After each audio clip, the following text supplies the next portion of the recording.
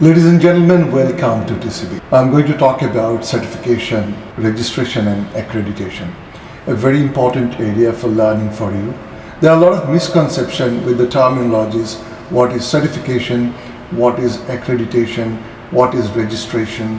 The process involved in certification, how accreditation audits are done, what is the reason that an organization should go for an accredited certification, what is the value of certification, what is the value of accredited certification, and the processes involved in the whole certification and accreditation business.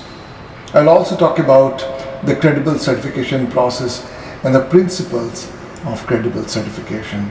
And fine, I'll discuss about the hierarchy of various organizations involved in certification. This is going to be very interesting learning for you. Let's dive in. Chapter 10, Certification, Registration, and Accreditation.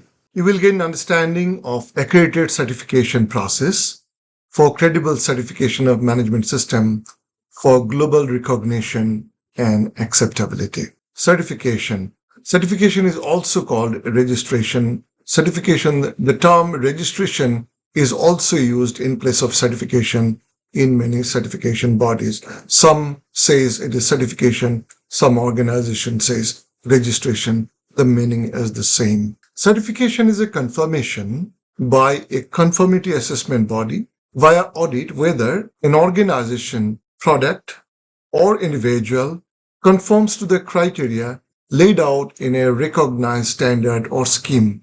Scheme is basically specified requirements, specific rules, and procedures. For example, quality management system of TCB has been certified to ISO 9001-2015 by IR class, which is a certification body. Now, what is done in certification is we go for an audit. For the purpose of certification, we go for an audit. During the process of audit, we seek evidence of conformity. We seek how good the system has been implemented. We talk to the people in the organization. They provide response to our questions. We provide evidence of conformity. Based on that, we arrive at a conclusion. Yes, this organization has met the requirement of the standard and is worthy of certification. So the audit team gives a recommendation to the certification body. Now, the certification body has got a certification decision committee. They review the reports provided by the team of the auditors. Based on that, the certification decision committee arrives at a conclusion that yes, this organization can be granted certification. So the certification body gives a formal statement of conformity, a formal documented statement of conformity that this organization has demonstrated conformity to these standard requirements. For example, XYZ company has demonstrated conformity to ISO 9001-2015 requirement for their scope, general service of light motor vehicles. So this is the scope. That's how the certification is granted. So it's basically a statement, a declaration of conformity granted by a certification body based on the satisfactory audit. This is the certification process. Now, what is accreditation? Accreditation is kind of a certification of the certification bodies. Certification body conducts audit. Now, who conducts audit on the certification body? Who monitors the performance of the certification bodies? That is done by the accreditation bodies and accreditation audit. Now, what is accreditation? Accreditation is an oversight process. It's a higher level monitoring on the certification body. Now, accreditation bodies are authoritative bodies given a formal recognition. The accreditation bodies are authoritative bodies. They are nominated by national authorities. For example, in UK, it is UCAS. For Netherlands, it is RVA. In United States of America, it's ENAB, ANSI National Accreditation Board. QCI, Quality Council of India, is the accreditation body from India. JAC, as it is called, Gulf Accreditation Center, is the accreditation body of the 6 GCC countries. So they have formed this accreditation body and given the authority to do this supervision and accreditation of the certification bodies. Once again, the accreditation process is an oversight by an authoritative body which gives a formal recognition to a certification body that it has means the certification body has demonstrated its competence and impartiality to perform specific technical activities, which is basically audit, such as certification of persons, certification of organizations, conducting inspection, testing, and calibration, etc., in accordance with a globally recognized standard or criteria. This process is called accreditation. So accreditation is given to the certification bodies. Certification body undertakes certification audit, grants ISO 9000 or 14000 or 45000 other standards to the organizations who has demonstrated their competence. Now, certification body grants certification against ISO 9001 or 14001 or 45001.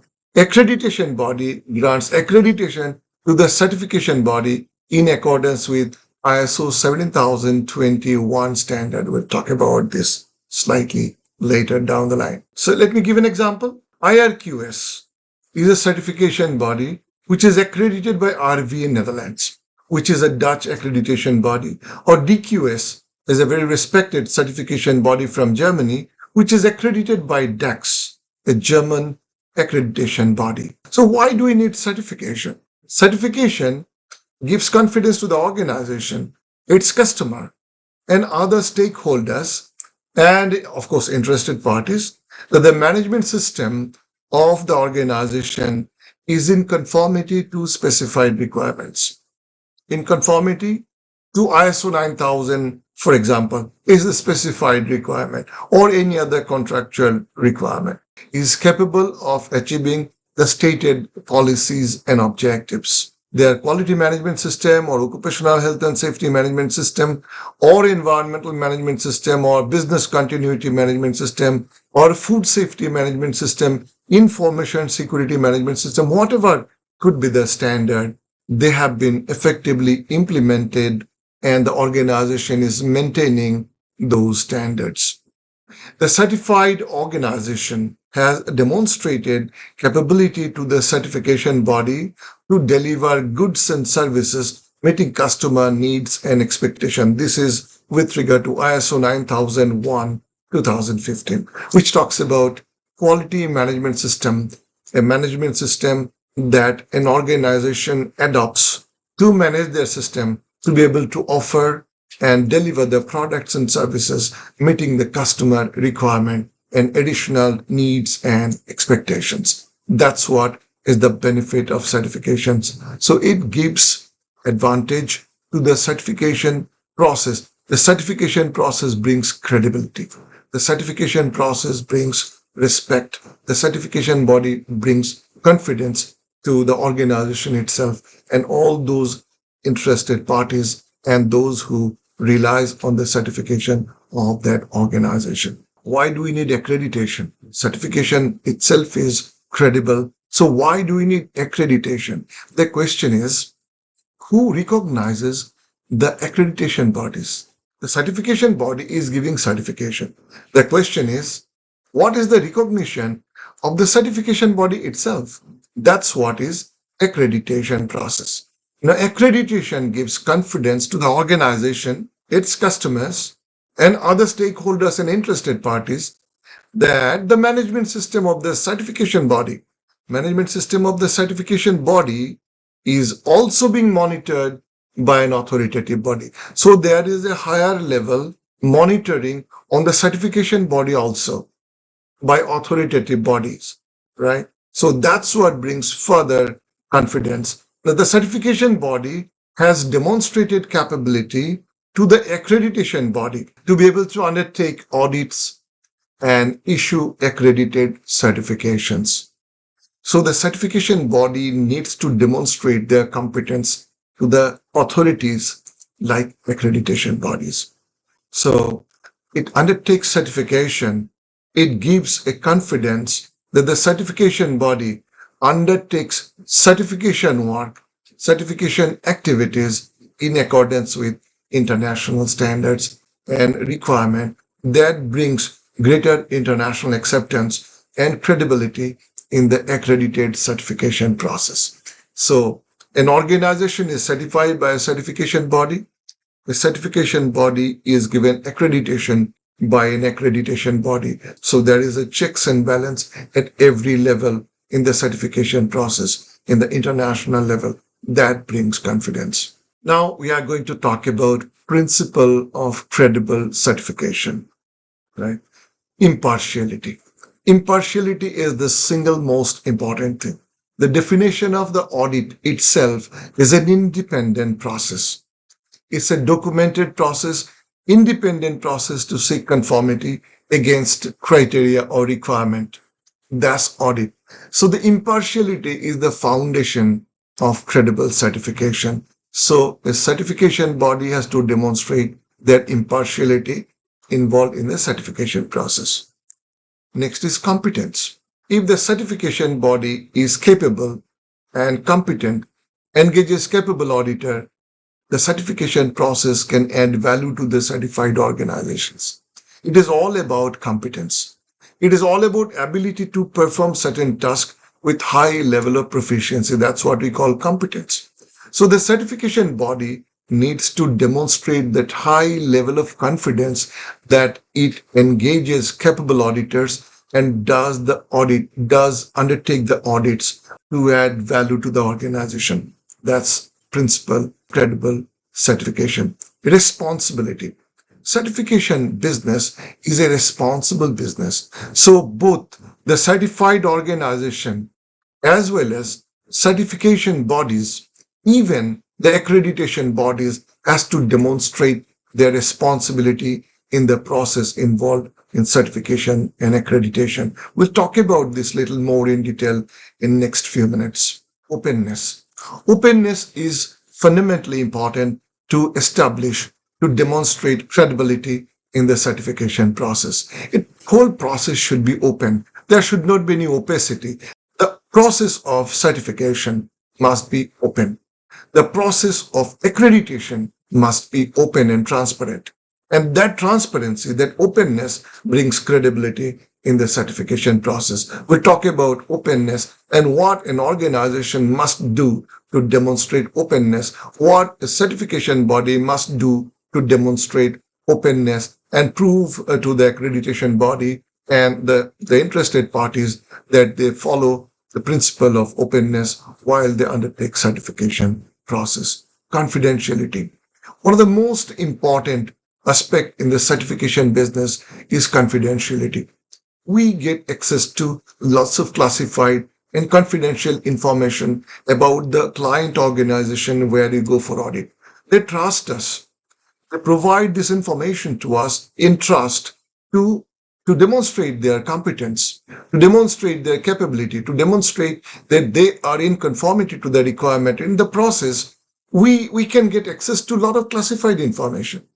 So the certification body must treat all those information as classified information and must maintain confidentiality. Those information are confidential between the certification body and the certified organization. These cannot be displayed. This cannot be shared in public domain. Well, there are some amount of openness. Some information can be shared, but confidential information can never be shared. So one of the most important principles of the credible certification is confidentiality that the certification body has to observe.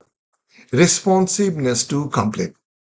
Now, responsiveness to complaint is another principle of credible certification. The certification business moves and exists because public trust the certification process. People have got respect on the certification process. General public who has got no contract or contractual relationship with the certification body, but still they rely on the certification process. So is the moral obligation of the certification body to maintain this respectful position of the certification body in the certification process and those of the certified organization. So if an organization is certified and they are not offering the right kind of services or right quality of product that they commit, and the general public finds that this organization was certified by a certification body and they write to the certification body, they would expect that the certification body is showing some responsiveness to their complaints. The certification body has to keep an open channel of communication to receive complaint or sort of appeal against the certification body, against the organization that they have certified. So this is a very important aspect in the certification business, or in the one of the most important principle is the responsiveness to complaint. The last principle is the risk-based approach. Risk-based approach to auditing is very important. We undertake certification and there are a lot of risks associated with the certification. There are lots of obligation. So ISO 17021, which is the accreditation standard, which the certification body follows, the certification body is required to bring down those risks to an acceptable level by controls and has to implement those controls. Those implemented controls will bring down an unacceptable risk to a reasonably acceptable level, which is the norm in the industry. We'll talk about little more in detail about impartiality now. What is impartiality? Impartiality is freedom from conflict of interest. Independence. The certification body is independent of the certified organization.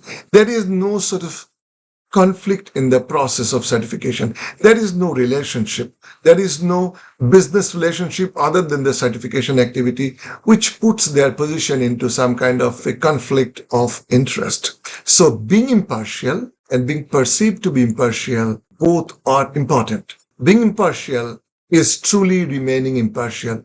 And being perceived to be impartial means is the public perception whether this certification body is truly impartial. Both of these two aspects makes the certification process credible. That provides confidence. So what we should be doing?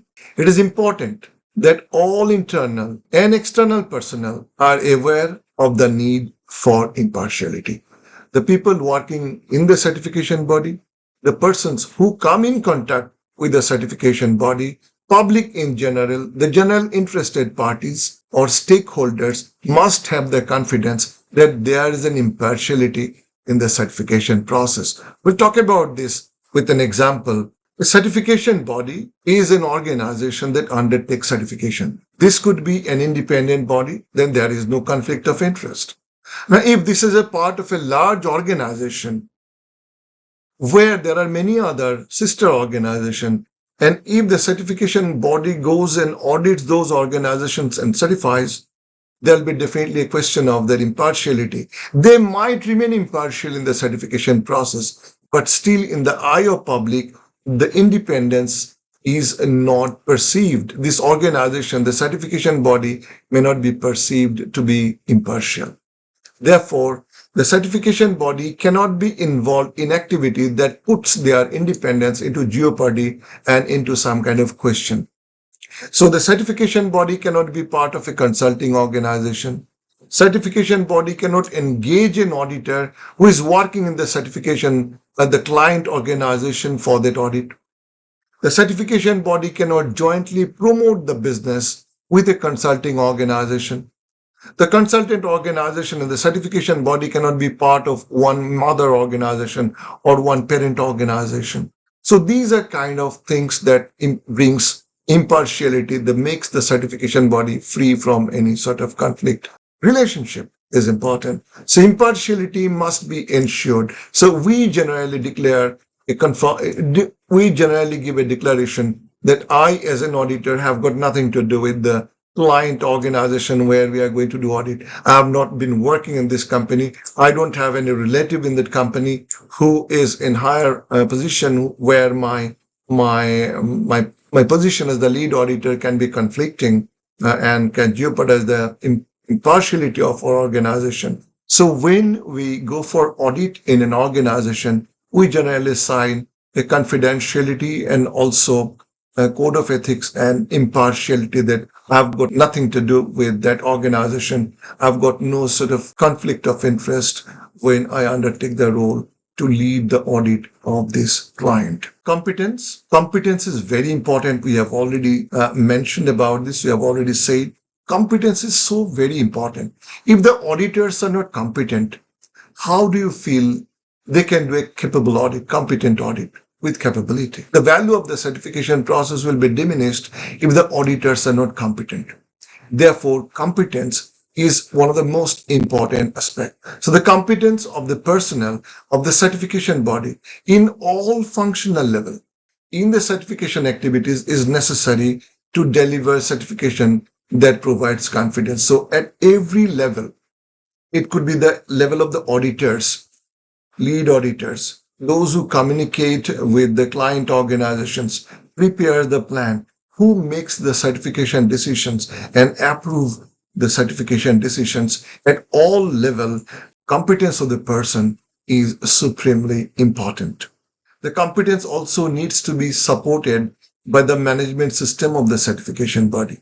The certification body must have a system to assess competence of the auditors. Auditors' competence can be assessed in many ways. It can be assessed by observing an audit. It can be done by reviewing the audit report produced by the auditor, but it's too late for assessing an auditor who is already assigned. So in the first place, the auditor can be interviewed. Auditor can be assessed by a direct interview, direct communication by the certification body. So there is a process that the certification body defines the level of competence required for every position, and they can be interviewed by the responsible person in the certification body to assess the capability of the person for certain task, and based on the satisfactory interview results and possibly verification of their training and other verifiable records, other records which is essential to provide evidence of their competence and knowledge and skill, has to be retained as a documented information, which is also a requirement of ISO 17021 standard. So what is also required, it is the key issue for the management of the certification body to have an implemented process for the establishment of competence criteria for the certification of the personnel involved in the audit and other certification activities, and to perform evaluation against the criteria. Every certification body is required to have a competence requirement, competence matrix or competence criteria. This means what kind of knowledge they have to have, what kind of competence they have to have, what kind of experience they have to have. This experience is on audit. This experience has to be in the actual field or technical field, in the type of industry that they are going for audit. So all these things are very important before an auditor is approved. Imagine a doctor can audit very confidently, very comfortably a hospital. An engineer, highly confident in an engineering industry, may prove to be very shaky in a hospital industry because he or she may not have adequate knowledge in hospital industry. Therefore, subject knowledge, not only auditing knowledge, not only the skill and knowledge as an auditor, the subject specific skill and competence is very essential. So the certification body has to assess those level of competence for approving the auditor. Many years ago, I was approved as an auditor for environmental management system by a certification body for whom I still do audit. So they have given me a brief of their process. What are the requirements of that organization? What a lead auditor must do? What an auditor should do? How do we prepare the report? How do we submit the report? How do we interact with the customer? And how do we accept a challenging situation? Or how do we communicate with the customer or with the client organization when we find a non-conformity and so on and so forth? All those things. These are required comply with the requirement of the certification body's processes. So after that, they have done an evaluation whether as a lead auditor, I can perform those tasks or not. But before that event, they took a written examination on ISO 14001 to test my subject specific knowledge on environmental management system. So it was like a full-fledged 2 hours exam, and I've written the exam and I was so delighted that this organization takes the auditor's competence and approval process so seriously. And that's the reason possibly we are respected in the client organization. However, I was given approval in certain type of organization to do audit, even for environmental management system. In certain type of business, I am not approved because I don't have the core competence. Maybe another person is superb for this field, but may not be equally competent like me in the engineering industry. So that's what is the importance of competence. So you, as an auditor, must develop your knowledge and skill in auditing also in the sector that you are going to audit. Therefore, in the future, when you become an auditor in a certification body, and this is what you are going to demonstrate, and this is quite exciting. This is a high level proficiency that you have to demonstrate and become a lead auditor on behalf of a certification body. Very prestigious kind of a role. I encourage you to strive to achieve those level of proficiency. Responsibility. Responsibility is one of the most important principle of credible certification. What is responsibility and who is responsible for what? Certified client, and not the certification body, has the responsibility for consistently achieving the intended result of implementation of the management system standard and conformity. So the onus to demonstrate an effective implementation is on the certified organization. It's not on the certification body. However, the certification body has also got responsibility. The certification body has the responsibility to assess sufficient objective evidence upon which to base the certification decisions. We have the responsibility to assess the organization's competence, processes, and robustness of the process before we give a recommendation for the certification. So we are responsible as an auditor to make sure the audit conclusion that we make to grant certification, if there is sufficient evidence of conformity, and not to grant certification if there is not sufficient evidence of conformity. So as an auditor, we seek evidence of conformity.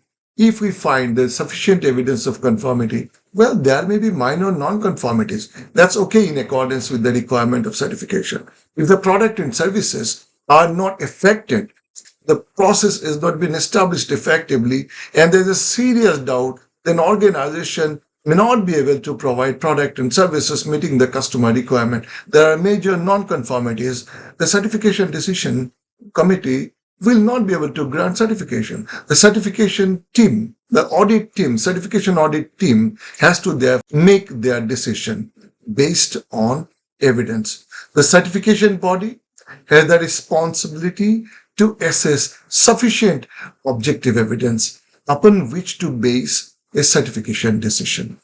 It's quite obvious.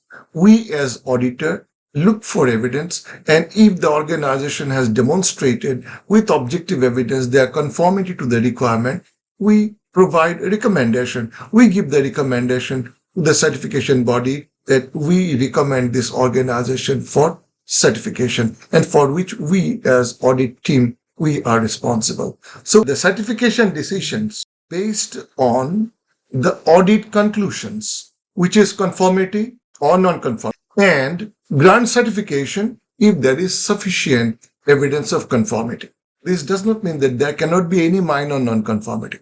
An organization with minor non-conformity can also be certified, provided the audit team has the confidence that this is minor non-conformity. This does not affect the system, does not cause the system to collapse and produce products and offer services which is completely defective, which may not be able to meet customer requirements or expectation, then that is a major problem. In such cases, the auditors cannot give a recommendation for certification for which they are responsible. These are the responsibilities on part of the certified organization as well as the certification body and the audit team.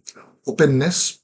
We mentioned openness is public access to or a disclosure of appropriate and timely information about the audit process and the certification process and about the certification status. There must be transparency. There must be sufficient transparency. The certification body is to disclose appropriate information timely in a timely manner. Now, how do they do it? Normally, in the certification body, we maintain in our website the certification process, the audit process. How do we undertake a certification? What are the steps involved in the certification? How a client organization seeking certification can apply, upload their application, and how do we contact? When do we contact? What is the process? How we evaluate their competence or their organization's conformity to the requirement? How do we make certification decisions? How do we transfer certification of an organization from an existing certification body to a new certification body or to our certification body? So those are some of the processes. How do we suspend certification? How do we withdraw certification? What kind of information we are going to publish to open to public, which will be available for public access without any request? Which are the information which we will never disclose to public, and that will be in the confidentiality. We'll talk about it more. And the certification status. We grant certification to organizations as a certification body. So in our website, we publish the list of the certified organizations with their validity, with their scope. Sometimes we publish their certificate itself for public viewing. This part is not mandatorily required. So the certification status we can give based on a request from a prospective buyer or prospective interested parties, from an interested parties who might be interested to do business with the certified organization. They can ask the certification body that you have certified X organization to ISO 9001 standard. Is it really valid? We found the certification has expired. And are they still certified by your organization, or is this organization certification still valid? So this kind of openness has to be maintained. Confidentiality. Confidentiality, as I mentioned, forms the very basis of a credible certification process, is the basis of relationship between two companies. There is a legality, there is a legal requirement that the certification body must keep all the information obtained during the certification process. The certification bodies gain privileged access to information that is needed to assess conformity. I mentioned at the time of audit, we seek evidence of conformity. They provide a lot of evidence to us. In the process, we gain a lot of information. For example, their contract with certain client, possibly the contract value, possibly competitor, which were the consideration. All those kind of things are classified confidential information about the organization, which we check at the time of contract review process possibly. So these informations are classified confidential information about the organization. We cannot disclose this information to the common public because in that case, we are taking a company's confidential information to open public forum, and that can jeopardize their business opportunities in future. This may have serious legal implication. So therefore, it is essential that the certification body does not disclose any confidential information. I said this time and again, all information that we gain access to during the audit must be kept confidential. Certification body and the client generally signs a mutual non-disclosure agreement as a part of the certification contract that whatever we see will remain confidential. Responsiveness to complaint. We talked about this. Parties that rely on certification expect to have complaints investigated, and if these are found to be valid, should have confidence that these complaints will be appropriately addressed and that a reasonable effort will be made by the certification body to resolve them. I mentioned this, that the certification business exists because public trust the certification. That brings business opportunity for the certified organization, that we are a credible organization to do business with. So when a prospective buyer looks at the profile of an organization and they find this organization's quality management system is certified to 9001 standard, ISO 9001 standard, that brings a lot of confidence that this is a credible organization. That is an organization the buyer can rely on because a certification body of reputation has certified their management system. Now, if those buyers sometimes feel deceived or sometimes feel dissatisfied that the organization, the certified organization has not provided their promised product or services, meeting their terms and conditions, meeting their promises, meeting the requirement of the customer and the promises the organization made to offer to the customer, then there is a grievance. So the organization has not provided their customer the right quality of product or services that they promised.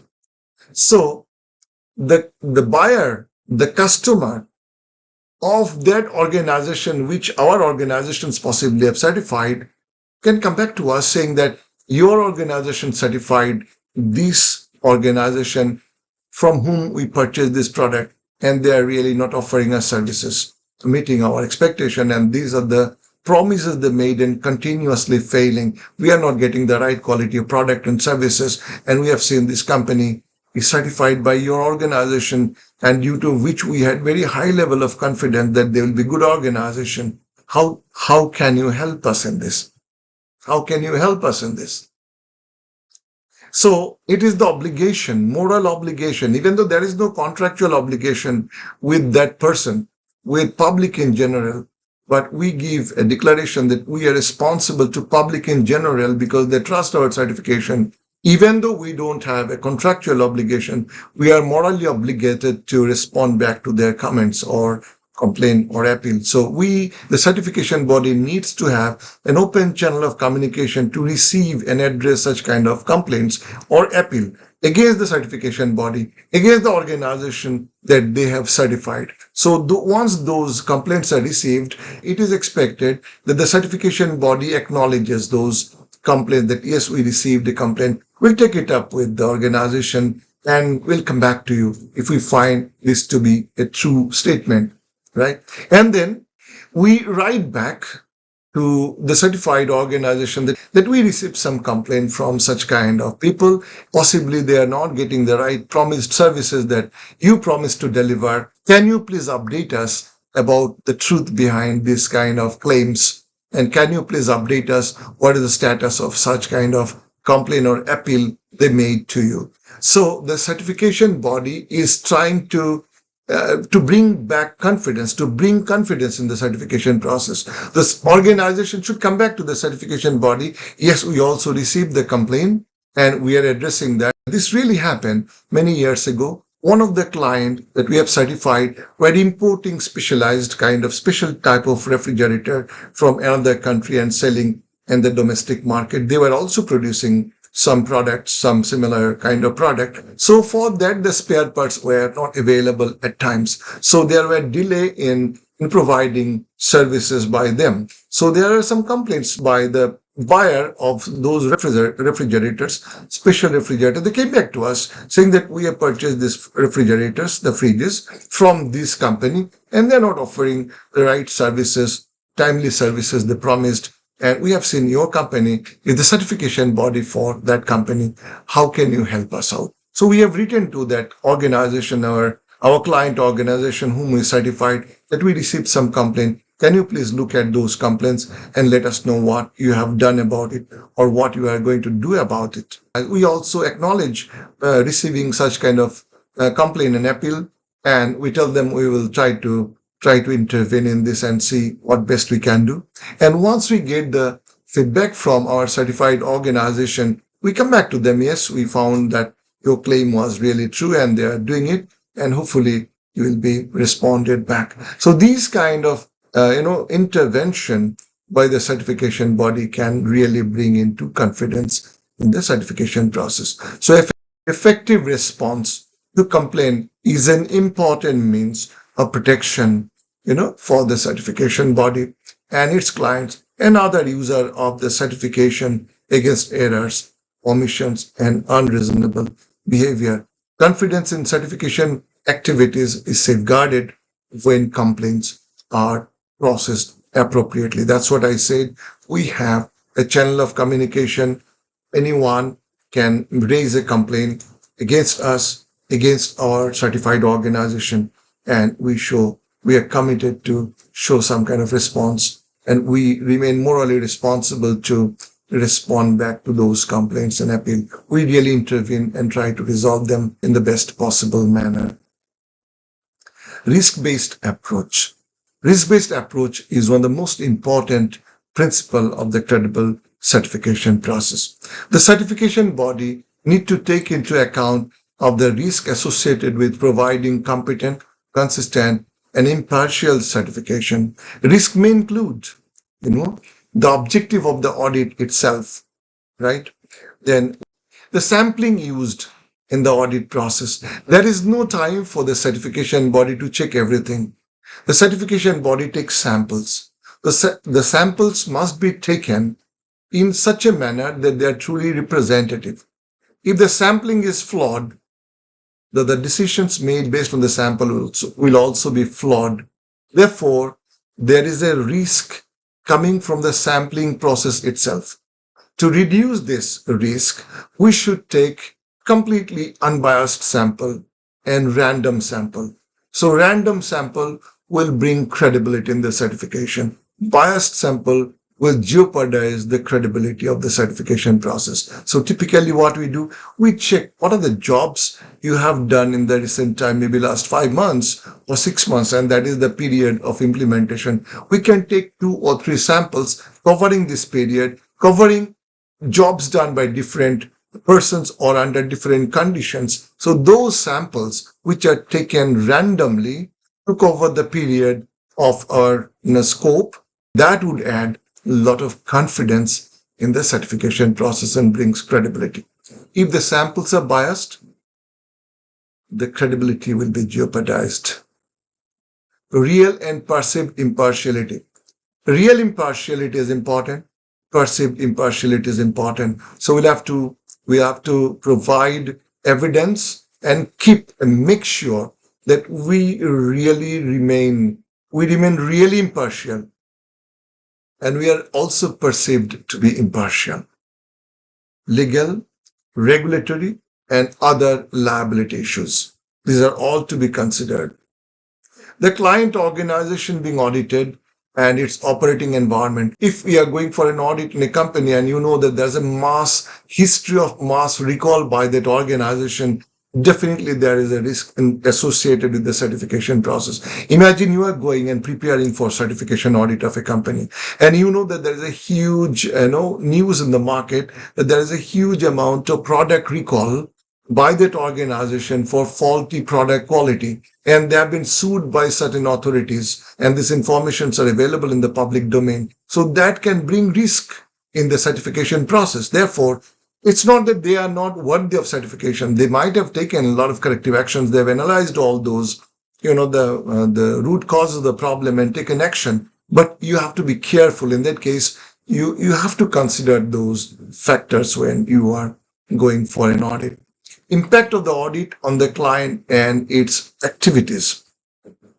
When you are going to audit, you should not disrupt the organization's business completely. You should not go in a way that can have significant impact on their day-to-day operation. So the standard requires the audits are conducted with least a disruption to the organization. So we take the organization's, the convenient time for different process owners. So we try to stick to the time schedule that we have given, and we will arrive at the right location, the right process owner on the right time, so that his or her work is not disrupted. And sometimes we move along with the process and we witness without stoppage, without suspension of the work, without affecting the progress of the work at the time of audit. So we ensure that our presence does not disrupt the audit completely and their activities. That's one of the important, the principle. Health and safety of the audit team.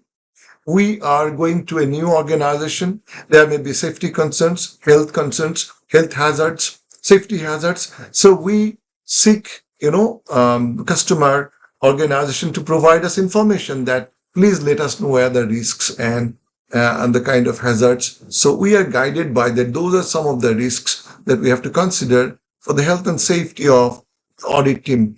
And the perception of the interested parties. It's very important. We have talked about it.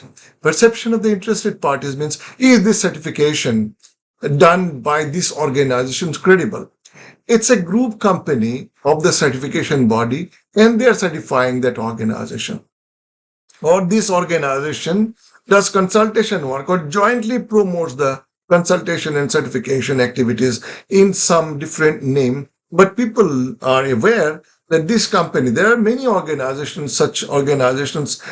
I don't want to name any organization at this point of time, but you can keep your eyes open. You may find some organizations are part of a certification body, operates in two different names, and one giving consultation and another goes giving certification. So the certification body's impartiality is seriously compromised, and that's a risk. So the receiver of the service, the interested parties may have serious doubt on the impartiality of the certification body, and that brings risk. Misleading statement by the certified client or the organization.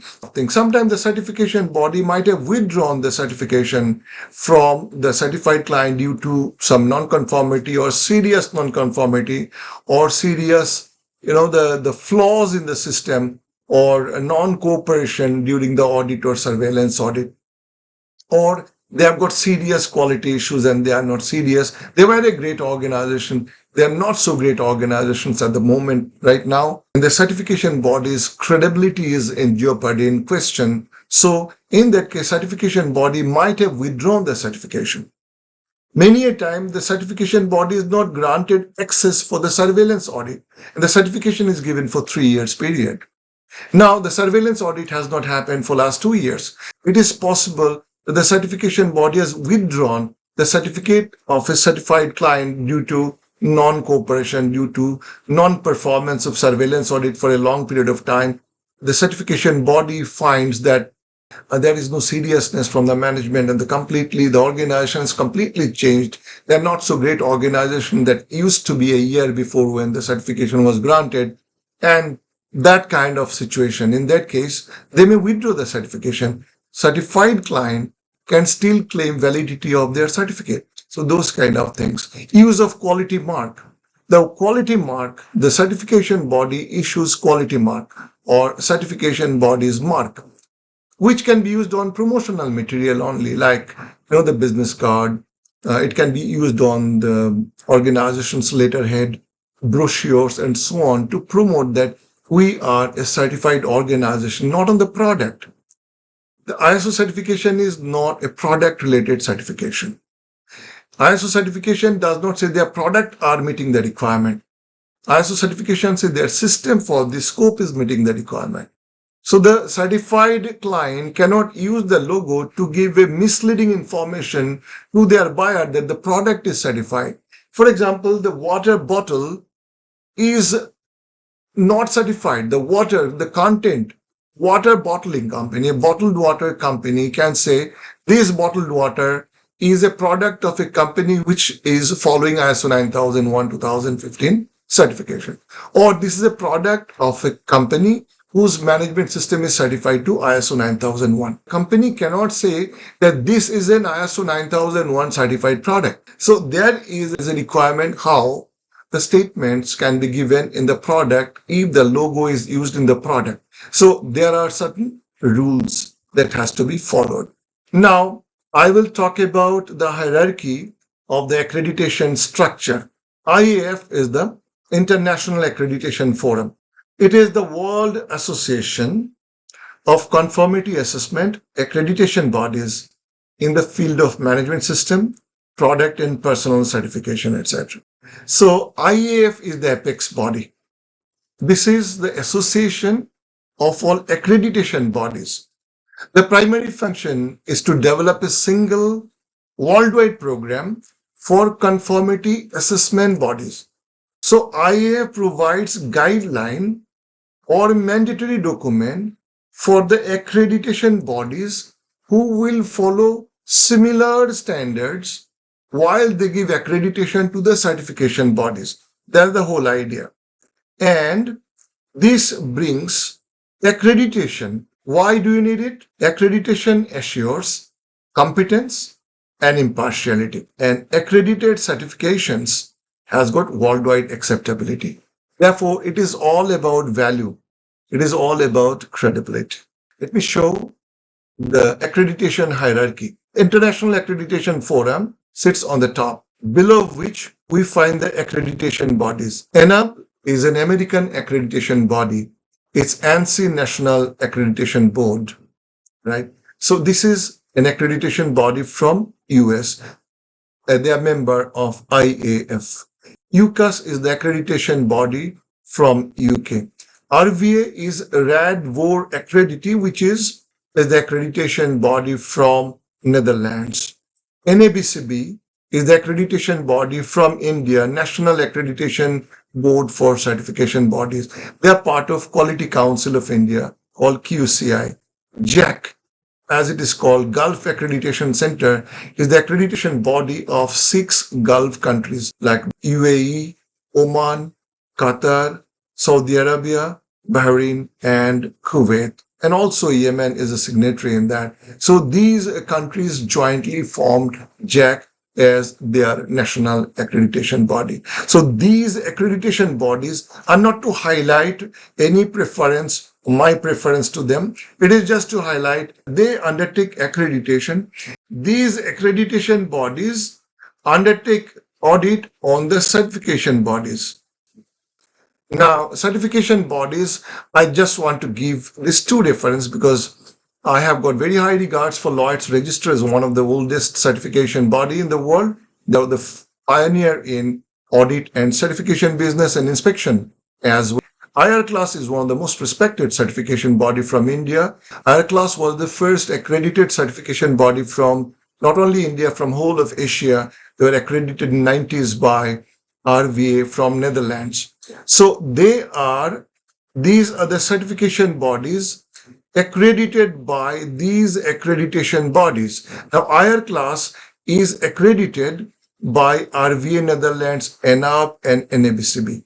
They certify organizations like manufacturer or other service provider. For example, Kirby is a leading pre-engineered building manufacturer. They design and make pre-engineered building and structures. So this organization has been certified to ISO 9000 and other standard by ISO 9001, 14001, 45001 by IR Class with RVA accreditation, and their logo with the certification comes like this. So IR Class logo comes with RVA, signifying that this certification that was granted to Kirby by IR Class is accredited by RVA.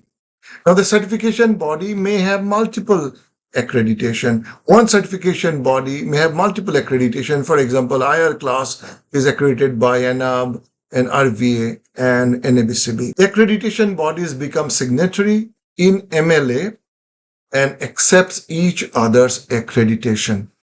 The accreditation bodies, they recognize each other's accreditation and sign a multilateral agreement in accordance with IAF guideline. So each one's accreditation granted to any certification body is recognized worldwide by a common accreditation system. And certified organization may have multiple certification with different accreditation with same or different certification bodies. So these are left to the organization to have the certification of their organization. I would like to give a caution note to you. See, certification is a big business. Certification is $1 billion business worldwide today.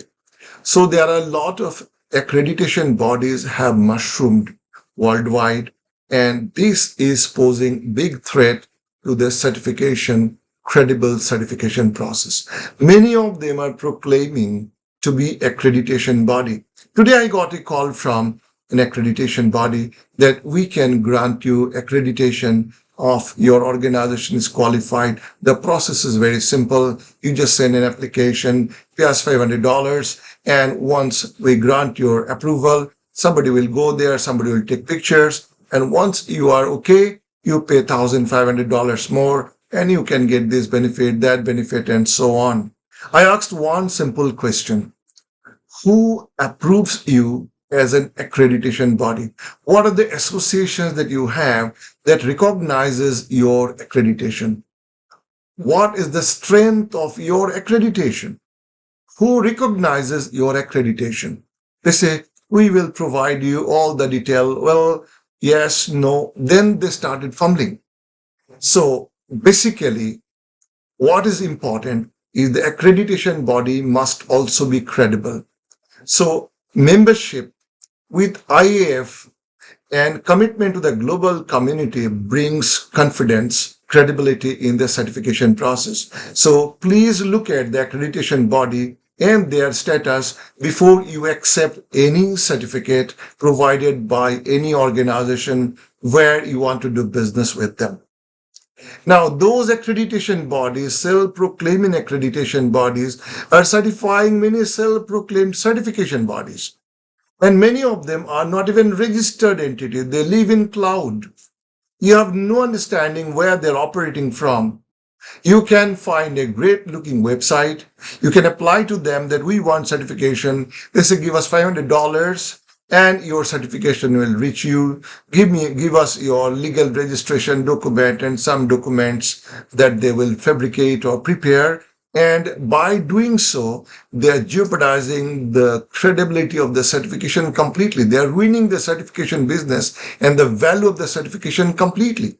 So these organizations, the self-proclaimed certification bodies, will put their accreditation body logo in the certification that they are granting, looking like everything is perfect, but everything could be fake. Now, these organizations, these certification bodies are granting certification to many organizations to ISO 9001, 2015, many such organizations without knowing that these are valueless certification are going for it because they are cheap, possibly, and they are coming without much of difficulty. You don't have to possibly do any audit.